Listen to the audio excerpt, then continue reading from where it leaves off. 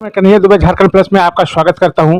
एक न्यूज जबरदस्त न्यूज आ रहा है झारखंड से। जो गोड्डा सांसद जो हैं डॉक्टर निशिकांत दुबे, उन्होंने हेमंत सोरेन सरकार पर और कांग्रेस पर डायरेक्ट एक हमला किया है, सीधा हमला किया है।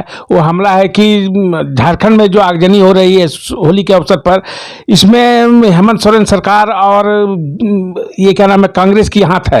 ये बहुत बड़ी खबर है दोस्तों, क्योंकि उन्होंने जो ये सरकार जो है और कांग्रेस जो है अपने वोट बैंक बनाने के लिए बांग्लादेशियों को झारखंड में शरण दिया है। और ये बांग्लादेशी जो है झारखंड में पूरा आगजनी कर रहे हैं, तोड़फोड़ कर रहे हैं और दंगा फैला रहे हैं।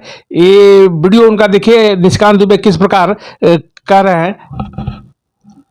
और अन्य जगहों पर तमाम लोगों के घायल होने की सूचना निकल करके सामने आ रही है। 3 दुकानों को भी जला दिया गया भीड़ के द्वारा। देखिए, परसों मेरे लोकसभा क्षेत्र के हनवारा में, गोड्डा के हनवारा में इसी तरह की घटना हुई।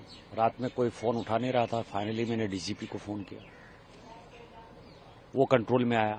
होलिका दहन जो हो रहा था उसकी लड़ाई हो गई। यही हजारीबाग में हुआ, यही गिरिडीह में हुआ।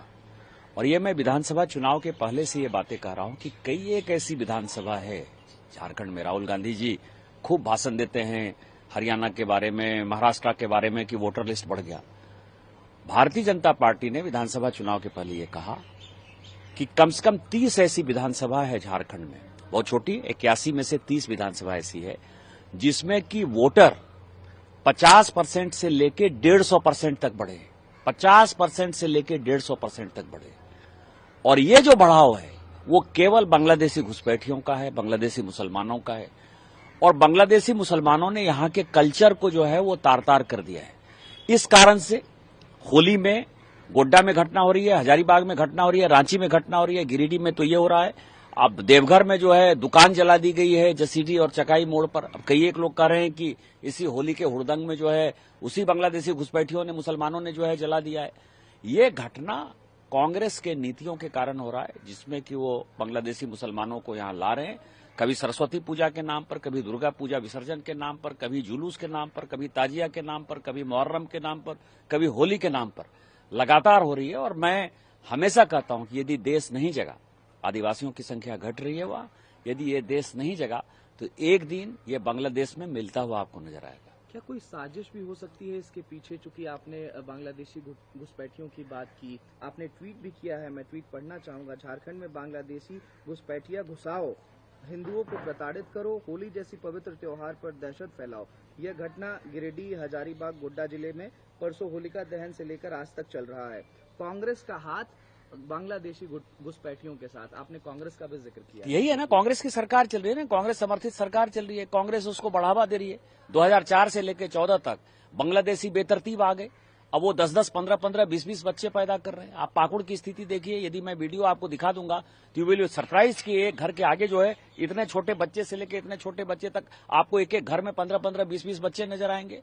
4 से 14 तक जब मनमोहन सिंह जी की सरकार थी, उन्होंने बांग्लादेशी घुसपैठियों को यहां फ्री कर दिया। और उस कारण से आदिवासियों की संख्या में बराबर कह रहा हूं कि हमारे यहां डिलिमिटेशन नहीं हुआ। आदिवासियों की संख्या लगातार घट रही है। आदिवासी जो 45% थे वो आज 22-23% के आसपास है। मुसलमान जो 9% थे वो 28-29% के आसपास है। वो किस जिले में हो रहा है? पाकुड़ में, साहबगंज में, गोड्डा में, जामताड़ा में, दुमका में, देवघर में, ये गिरिडीह में।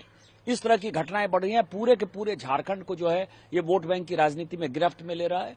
और यदि नहीं समाज जगा, यदि कांग्रेस के खिलाफ एक बड़ा जन आंदोलन नहीं हुआ, झारखंड मुक्ति मोर्चा के खिलाफ जन आंदोलन नहीं हुआ, तो हम झारखंड से हाथ धो बैठेंगे। हमने देखा संभल में मॉस्क को ढका जाता है, तमाम मस्जिदों को 9 से ज्यादा, 10 से ज्यादा मस्जिदों को ढका जाता है। उत्तर प्रदेश में हाई सिक्योरिटी को बीफ किया जाता है, लेकिन घटना झारखंड में हो जाती है। तो क्या लगता है कि क्या कोई साजिश झारखंड जैसे स्टेट में की जा रही थी? क्योंकि सिक्योरिटी को तो उत्तर प्रदेश में बीफ अप किया गया था। जैसे लग रहा था कि कुछ अपरिहार्य स्थिति उत्तर प्रदेश में हो सकती है। नहीं, वो तो लॉ एंड ऑर्डर स्टेट का विषय है ना, इसमें केंद्र कुछ नहीं कर रहा है।